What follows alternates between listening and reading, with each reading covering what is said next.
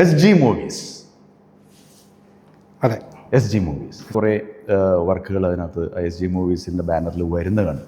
തീർച്ചയായും. അപ്പോൾ വലിയ സന്തോഷം. What is SG movies? Sumesh Gangesh. സുമേഷിൻ്റെ എസും ഗംഗേഷിൻ്റെ ജി. പിന്നെ എന്താണ് ഒന്ന് പറയാമോ? ആക്ച്വലി ഞാൻ ഡിഗ്രി ഒക്കെ കംപ്ലീറ്റ് ചെയ്ത് പിന്നെ കുറച്ച് ടീച്ചിങ് പ്രൊഫഷണൽ ഉണ്ടായിരുന്നു. അപ്പോൾ കമ്പ്യൂട്ടർ ടീച്ചിങ്ങും അതേപോലെ കുറച്ച് അധികം ഈ അഡ്വർടൈസിങ് റിലേറ്റഡ് ആയിട്ടുള്ള മേഖലകളിലാണ് എൻ്റെ എക്സ്പീരിയൻസ് ഉള്ളത്. പിന്നീട് അങ്ങനെ ഒമാനിലേക്ക് എത്തുകയും ഇവിടെ ചെറിയൊരു ബിസിനസ് സ്റ്റാർട്ട് ചെയ്യുകയും ചെയ്തു. IT related. അതെ. പിന്നെ എന്തോ ഒരു കലയോടുള്ള ഒരു അഭിനിവേശത്തിൻ്റെ പുറത്ത് നമുക്ക് കുറച്ച് ക്രിയേറ്റീവായിട്ട് ആ സിനിമയോടുള്ള ഒരു താല്പര്യം കടന്നു വരാറുള്ളത് എങ്ങനെയാണ്? കൊച്ചുനാളിൽ ഉണ്ടായിരുന്നോ അതോ അതിന് മുമ്പ് വർക്ക് ചെയ്തിട്ടുണ്ടോ? അതെ, കുറച്ച് കോർപ്പറേറ്റ് ഫിലിമുകളൊക്കെ നമ്മൾ ചെയ്തിരുന്നു. റൈറ്റ്. അപ്പോൾ അൾട്ടിമേറ്റ് എയിം എന്ന് പറയുന്നത് ക്വാളിറ്റി ഫിലിം മേക്കിംഗ് എന്ന് തന്നെയാണ്. എപ്പോഴും മനസ്സിലുണ്ട്. സുമേഷിൻ്റെ എന്താ സിനിമയോടുള്ള ഒരു അഭിനിവേശം, അല്ലെങ്കിൽ നാടൻ പാട്ട്, മറ്റിതര കലകൾ, എഴുത്ത്, ഈ ഒരു വഴി, ഈ വഴിയിലേക്ക് ഇങ്ങനെയുള്ള യാത്രയിൽ എന്തൊക്കെയാണ് അതിന് എന്താ പറയുക മൂലധനമായിട്ട് സുമേഷിനുണ്ടായത്? ഈ സിനിമയോടുള്ളൊരു ഇൻട്രസ്റ്റ് എന്ന് പറഞ്ഞു കഴിഞ്ഞാൽ, ഞാൻ ഈ പറഞ്ഞ പോലെ ഞാൻ ഒരിക്കലും ഒരു ഫേസ്ബുക്കിനകത്ത് ഞാൻ എൻ്റെ ഒരു ആർട്ടിക്കിൾ പോലെ ജസ്റ്റ് എഴുതിയിട്ടുണ്ട് എന്നെ പറ്റി തന്നെ ഞാൻ എന്താണെന്നുള്ളത്. ഈ പ്രവാസത്തിലേക്ക് എത്തിക്കഴിഞ്ഞപ്പോൾ പിന്നെ ഈ ഇപ്പോഴത്തെ ഈ ഒരു കാലഘട്ടത്തിൻ്റെ ഒരു സപ്പോർട്ട്, അതായത് മൊബൈൽ ഫോൺ എന്ന് പറയുന്ന ഒരു സംഭവം വന്നപ്പോൾ നമുക്ക് നമ്മുടെ ക്രിയേറ്റിവിറ്റി, ടെക്നോളജിയുടെ ഡെവലപ്മെന്റ് നമുക്ക് എന്തെങ്കിലും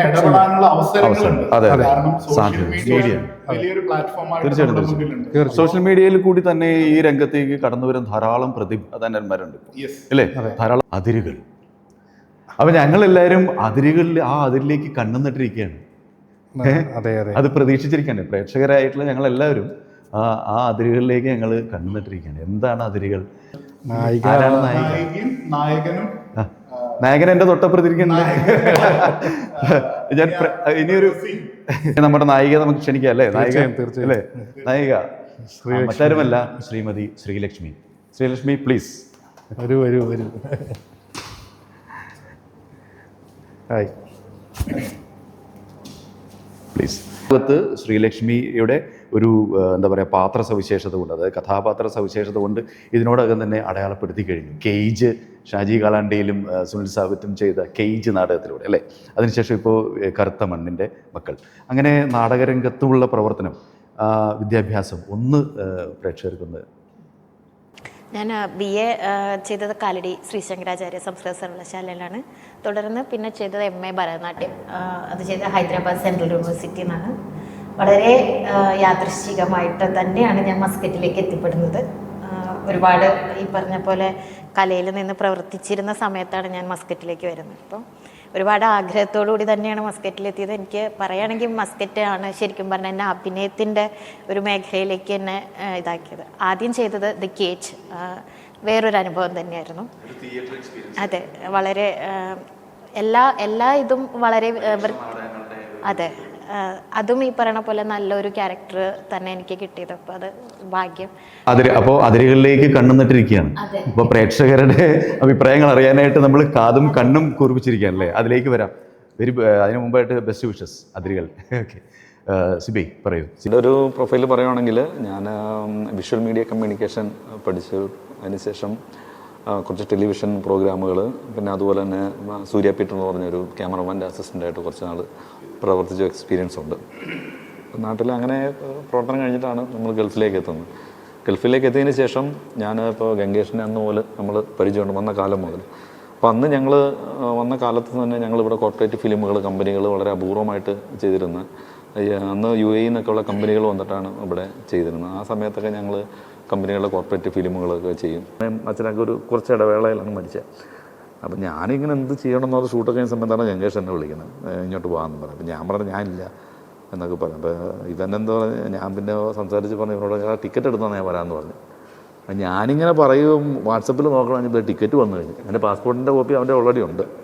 അപ്പോൾ ഞാൻ തന്നെ ഞെട്ടിപ്പോയി. അപ്പോൾ ഞാനോർത്ത് വന്നോ, എന്നാലും വരണ്ട എന്നൊക്കെ ഓർത്തിട്ട് പിന്നെ ഞാനൊരു ദിവസം അവിടെ എല്ലാം ഒഴിവാക്കി ഇങ്ങോട്ട് വരുവാണ് ചെയ്യുന്നത്. പിന്നെ ഞാൻ ആലോചിച്ച് കുറച്ച് ഇവൻസും കോർപ്പറേറ്റ് ഫിലിമും അങ്ങനെയുള്ള കാര്യങ്ങളൊക്കെ ആയിട്ട് മസ്കറ്റിൽ നിൽക്കുക, എല്ലാത്തിൽ നിന്നും അങ്ങോട്ട് മാറി നിൽക്കാമെന്നുള്ള രീതിക്കാണ് വന്നത്. അപ്പോൾ ഇവനിങ്ങനെ ഓരോ പ്രോജക്റ്റ് പറയുമ്പോൾ ഞാൻ പതുക്കെ അതിനകത്ത് നിന്ന് സ്കിപ്പായി ഒഴിഞ്ഞു പോയി പതുക്കെ തന്നെ ഇതിനകത്തോട്ട് ചാടിക്കുകയാണ് ആൾ ചെയ്തത്. യഥാർത്ഥ കലാകാരന് സന്ദർഭങ്ങളും സാഹചര്യങ്ങളും വരുമ്പോൾ അയാൾ അതിൽ ഇടപെടും. തീർച്ചയായിട്ടും ും പ്രേക്ഷകരുടെ അറിവിലേക്ക് അതിരുകൾ എന്ന് പറയുന്ന ഈ SG മൂവീസിന്റെ പുതിയ ഹ്രസ്വചിത്രത്തിൽ ഒരു മികച്ച വേഷമാണ് സിബി കൈകാര്യം ചെയ്തിട്ടുള്ളത്. സിബി, കൺഗ്രാറ്റ്സ്. ഒരു കാര്യം പറയട്ടെ, ഞാൻ ചെറിയൊരു ഷോട്ടിൽ ആയിട്ട് വന്ന ആളാണ് അല്ലേ. ഒരു കുഞ്ഞ് സംഭവം ചെയ്യണം.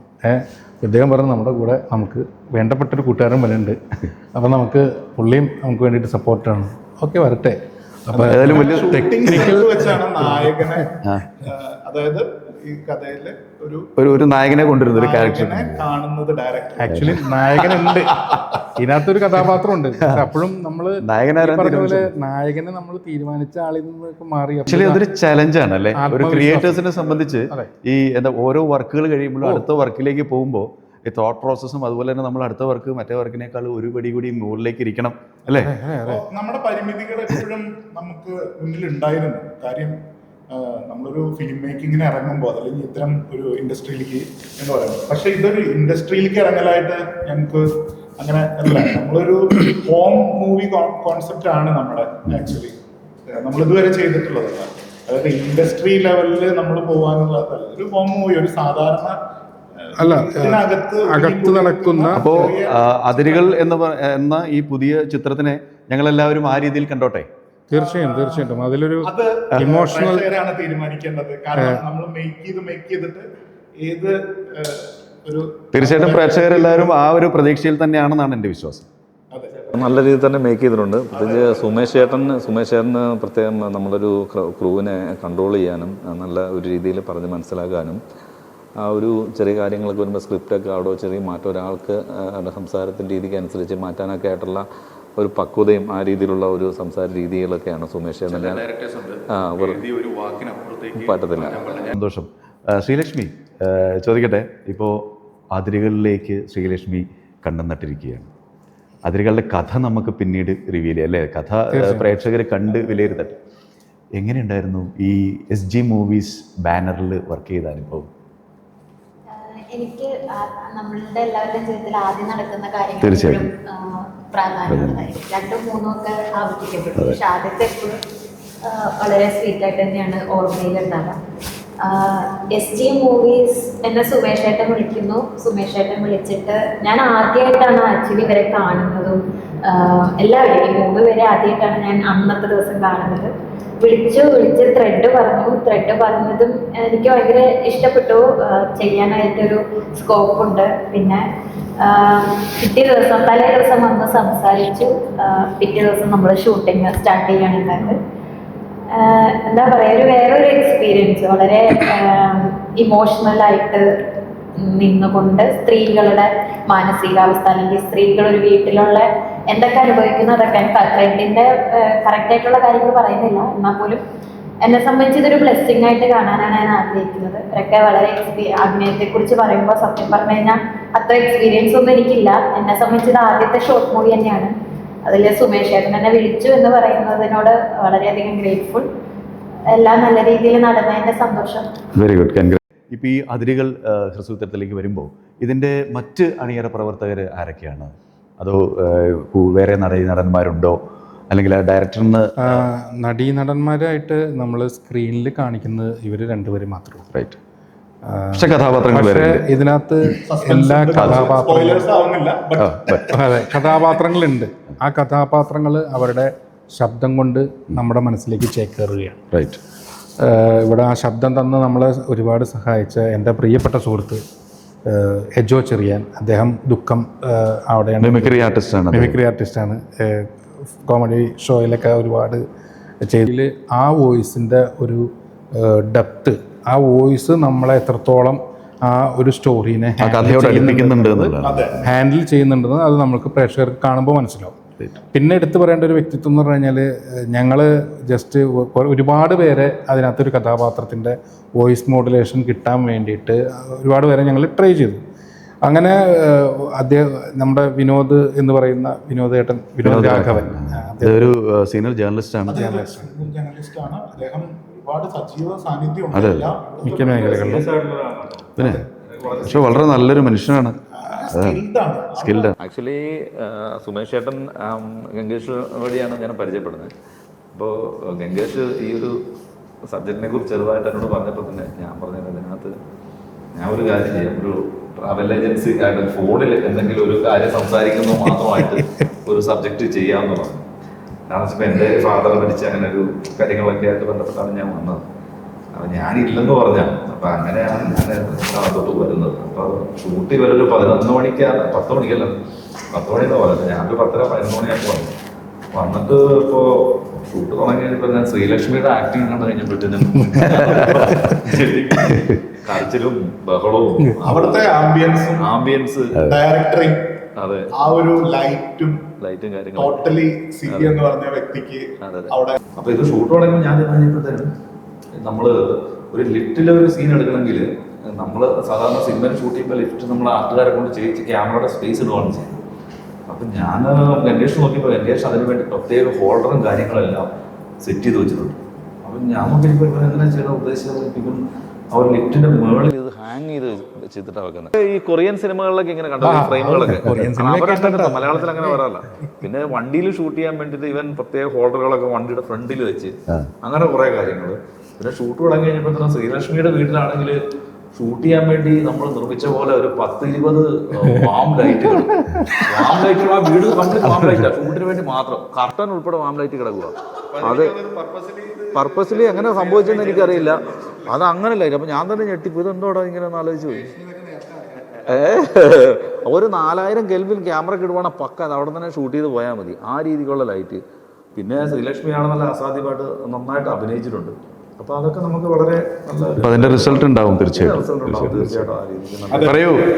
മീറ്റർ വെച്ച് ഇപ്പൊ ഡയറക്ടറുടെ വ്യൂവില് ഒരു മീറ്റർ വെച്ച് സ്കെയിൽ ചെയ്യുമ്പോൾ ആ മീറ്ററിനെ അതിരാണ് അതുവരെ പോവാം. ആ കറക്റ്റ് ആ മീറ്ററിൽ ശ്രീലക്ഷ്മി പോയത് കൊണ്ട് പോസ്റ്റ് പ്രൊഡക്ഷൻ വർക്കുകൾക്ക് നമുക്ക് ഒരുപാട് ഈസിയായി, എഡിറ്റർ എന്നുള്ള നിലയ്ക്ക് വളരെ ഈസിയാണ് ടേബിളിൽ അല്ലേ.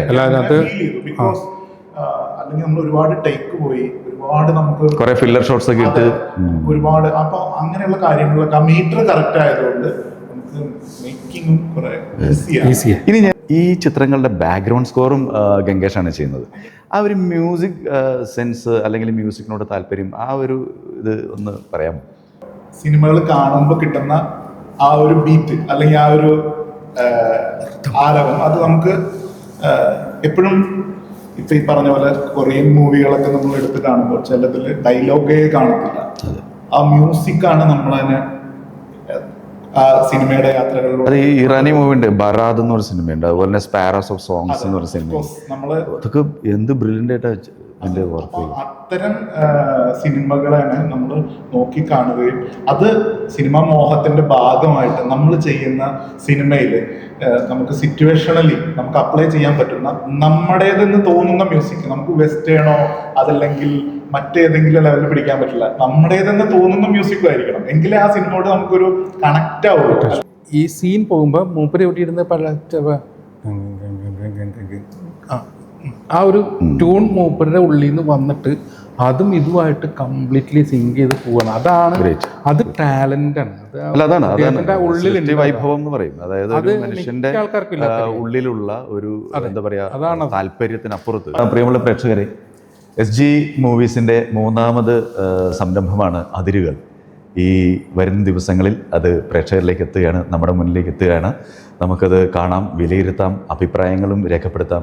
അത്തരത്തിലുള്ള അഭിപ്രായങ്ങൾ രേഖപ്പെടുത്തുമ്പോഴാണ് തീർച്ചയായിട്ടും പുതിയ പുതിയ സൃഷ്ടികളുമായിട്ട് SG മൂവീസിന് മുന്നോട്ട് വരാനുള്ള പ്രചോദനം തന്നെയാവുക അല്ലേ. എല്ലാവിധ അഭിപ്രായങ്ങളും നമുക്ക് രേഖപ്പെടുത്താം. സംവിധായകനും ക്രൂ മെമ്പേഴ്സിനും എന്താണ് പ്രേക്ഷകരോട് പറയാനുള്ളത്? ഇതിൽ പറയാനുള്ളത്, നമ്മളുടെ മനസ്സിൽ നമ്മളൊരു ആഗ്രഹം ഉണ്ടെങ്കിൽ അത് നമ്മളെ തേടിയെത്തും എന്ന് ഉള്ളതാണ് എനിക്കിപ്പോൾ മനസ്സിലായത്. കാരണം എന്നെ തേടിയെത്തിയ ആളുകളാണ് ഇവരെല്ലാവരും, എന്നോടൊപ്പം നിന്ന് അപ്പം അതിനുള്ള ഒപ്പം നിൽക്കുമ്പോൾ അങ്ങനെ ഒരു സംഭവം എന്നെ സംബന്ധിച്ച് ഇനിയുള്ള ആളുകളിലും ഇതുപോലെ നമ്മളെ ഞങ്ങൾ നിങ്ങളെ തന്നെ നിങ്ങളെ തേടിയെത്താൻ ഞങ്ങൾ ശ്രമിക്കും. SG മൂവീസ് തീർച്ചയായിട്ടും എത്തും. ഒപ്പം തന്നെ ഞങ്ങളോട് നിങ്ങൾക്ക് തേടി വരാം. ഞങ്ങൾ നിങ്ങളോടൊപ്പം ഉണ്ട്. നല്ല ക്വാളിറ്റി മേക്കിംഗ് സിനിമകൾ നമ്മൾ SG മൂവീസിൻ്റെ ബാനറിൽ ഒപ്പം നിന്ന് നമുക്ക് എല്ലാവർക്കും കൂടി നമ്മളും ഒപ്പം തന്നെ. ക്വാളിറ്റി എങ്ങനെയുണ്ട് അത് നിങ്ങളാണ് വിലയിരുത്തുന്നത്. പ്രേക്ഷകരായ നിങ്ങൾ അതിനെ കമൻ്റായിട്ടും ഷെയറായിട്ടും ഞങ്ങളിലേക്ക് എത്തിക്കുക എന്നുള്ളത് മാത്രമാണ് പറയാനുള്ളത്. ഇതിൽ നായിക പ്രാധാന്യമുള്ള വേഷം കഥാപാത്രത്തെ അവതരിപ്പിച്ച ശ്രീലക്ഷ്മിക്ക് എന്താണ് പ്രേക്ഷകരായിട്ട് പങ്കുവയ്ക്കാൻ? എന്നെ സംബന്ധിച്ച് ഇത് ഒരു ബ്ലെസ്സിങ് ആണ്, അല്ലെങ്കിൽ ഏറ്റവും നല്ല കാര്യം നടക്കുന്നതിൻ്റെ ഒരു സന്തോഷത്തിലാണ്. അതിനേക്കാൾ ഉപരി ഇപ്പോൾ പറഞ്ഞ പോലെ ഞാൻ എന്തെങ്കിലും ചെയ്തു എന്നുള്ള ഒരു ഇതൊന്നും എനിക്ക് തോന്നിയിട്ടില്ല. പക്ഷേ അടുത്തിരുന്ന് സംവിധായകനാണെങ്കിലും ഇപ്പോൾ ഗംഗേഷ് ഏട്ടനൊക്കെ ആണെങ്കിലും സംസാരിക്കുമ്പോൾ അത് തീർച്ചയായും എനിക്ക് തന്ന ഒരു സ്വാതന്ത്ര്യത്തിൻ്റെ പുറത്ത് തന്നെയാണ് അങ്ങനെ എനിക്കെന്തെങ്കിലും ചെയ്യാൻ പറ്റിയിട്ടുണ്ടല്ലോ. കാരണം എന്നെ അത് ആ ഒരു ഫീലിംഗ് അനുഭവിപ്പിച്ചു എന്നുള്ളതാണ് എനിക്ക് സ്വയം തോന്നിയത്. അതിന് ആദ്യമായിട്ടാണ് കാണണമെങ്കിലും എന്നെ ഒരു തരത്തിലും ടെൻഷൻ അനുഭവിപ്പിക്കാതെ ക്യാമറയുടെ ഭാഗത്തു നിന്നാണെങ്കിൽ അത് കൈകാര്യം ചെയ്ത രീതി, അതിന് എല്ലാവിധ നിർദ്ദേശങ്ങളും തന്ന സുമേഷ് ഏട്ടൻ കൂടെ ആദ്യമായിട്ടാണ് ഞങ്ങൾ തമ്മിൽ കാണുന്നത്. പക്ഷെ ശരിക്കും ഒരു സഹോദരൻ്റെ സ്ഥാനത്ത് നിന്ന് തന്നെയാണ് സിബിച്ചേട്ടനാണെങ്കിലും കൂടെ നിന്ന് ഒരു അനുഭവിക്കാനുള്ള ഒരു സ്പേസ് ഉണ്ടാക്കി തന്നു. അപ്പം എല്ലാ സഹായത്തിനും എല്ലാ സപ്പോർട്ടിനും നന്ദി. ഇനി എല്ലാവരും ഇത് കാണണം, കണ്ട് വിലയേറിയ അഭിപ്രായങ്ങൾ പറയണം. എന്നാൽ മാത്രമേ നമുക്ക് ഉയരാൻ പറ്റത്തുള്ളൂ. അപ്പോൾ എല്ലാത്തിനും നന്ദി. തീർച്ചയായിട്ടും. അപ്പോൾ വളരെ നല്ല ഒരു ഫിലിം മേക്കാണ് അത് ഉണ്ടായിട്ടുള്ളത്. എല്ലാ കഥാപാത്രങ്ങളും നല്ല രീതിയിൽ തന്നെ ചെയ്തു. ഗംഗേഷിൻ്റെ എഡിറ്റിംഗ് ആണെങ്കിലും ബാക്ക്ഗ്രൗണ്ട് സ്കോർ ആണെങ്കിലും ഒക്കെ വളരെ മികച്ച രീതിയിൽ നിന്നിട്ടുണ്ട്. സുമേഷ് ഏട്ടൻ ഡയറക്ഷൻ എന്നുള്ള രീതിയും വളരെ നന്നായിട്ട് തന്നെ ചെയ്തിട്ടുണ്ട്. ശ്രീലക്ഷ്മി വളരെ മനോഹരമായിട്ട് ഈ കഥാപാത്രത്തെ മനസ്സിൽ ഉൾക്കൊണ്ടുകൊണ്ട് നല്ല മനോഹരമായിട്ട് തന്നെ ചെയ്തിട്ടുണ്ട്. എന്നെക്കൊണ്ട് സാധിക്കാവുന്ന കാര്യങ്ങൾ ഞാൻ ഇതിനകത്ത് ഉൾക്കൊള്ളിച്ചിട്ടുണ്ട്. അപ്പോൾ നിങ്ങളെല്ലാവരും കാണണം, അഭിപ്രായങ്ങൾ പറയണം. അപ്പോൾ എല്ലാവർക്കും ഒരുപാട് നന്ദി. ഇതൊരു നല്ല ദൃശ്യവിരുന്നായിരിക്കും. ചിന്തിക്കാനും പഠിക്കുവാനും അറിയുവാനും പരസ്പരം സംസാരിക്കുവാനും സാധിക്കുന്ന ഒരു ചിത്രമായിരിക്കും എന്നാണ് എൻ്റെ പ്രതീക്ഷ. നമുക്ക് അതിരുകൾക്കായി കാത്തിരിക്കാം. എല്ലാവിധ ആശംസകളും. അതിരുകൾ എന്ന ഈ ചിത്രത്തിൻ്റെ വിശേഷങ്ങൾ നിങ്ങളുമായിട്ട് പങ്കുവയ്ക്കാൻ സാധിച്ചതിലുള്ള എൻ്റെ സന്തോഷം അറിയിക്കുന്നു. ഒരിക്കൽ കൂടി SG മൂവീസിന് എൻ്റെ നന്ദി അറിയിക്കുന്നു. എല്ലാവർക്കും